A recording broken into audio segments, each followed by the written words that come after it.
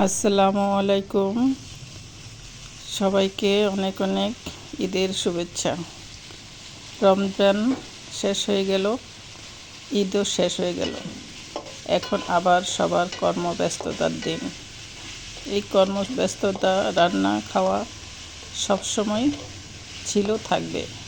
এভাবেই চলবে আমাদের জীবন। আজকে একটু কাসকি মাছ রান্না করতে নিলাম।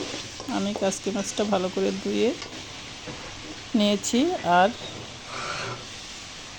আলু কুচি করে নিয়েছি, সুন্দর করে কেটে, সাথে টমেটো, সব মশলাগুলো সুন্দর করে কষিয়ে আলুটাও কষিয়ে নিলাম।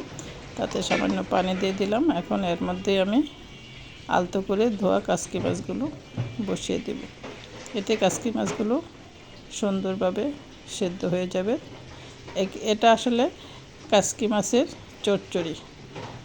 কাসকি মাছগুলো দিয়ে একটু ডেকে কিছুক্ষণ রান্না করব। এটা খুব বেশিক্ষণ রান্না করতে হবে না, কারণ কাসকি মাছটা খুব নরম মাছ, খুব অল্পতেই রান্না হয়ে যাবে। এই তো সুন্দরভাবে হয়ে গেছে। তো এই ব্যস্ত জীবনে আমাদের ছোটোখাটো রান্নাগুলো খুবই ভালো লাগে, খেতেও খুব মজা হয়। এখন একটু ধনেপাতা উপর দিয়ে দিলাম। ফ্লেভারটাই মন ভরে যায়, খুবই মজাদার হয়। এভাবে রান্না করে খেয়ে দেখবেন, খুবই মজাদার এবং পুষ্টিকর। তো সবাইকে আবারও অনেক অনেক শুভেচ্ছা জানিয়ে বিদায় নিতে যাচ্ছি। দেখা হবে আবার নতুন কোনো ভিডিওতে।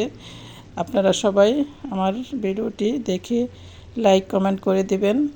আর সবাই ভালো থাকবেন। আল্লাহ হাফেজ।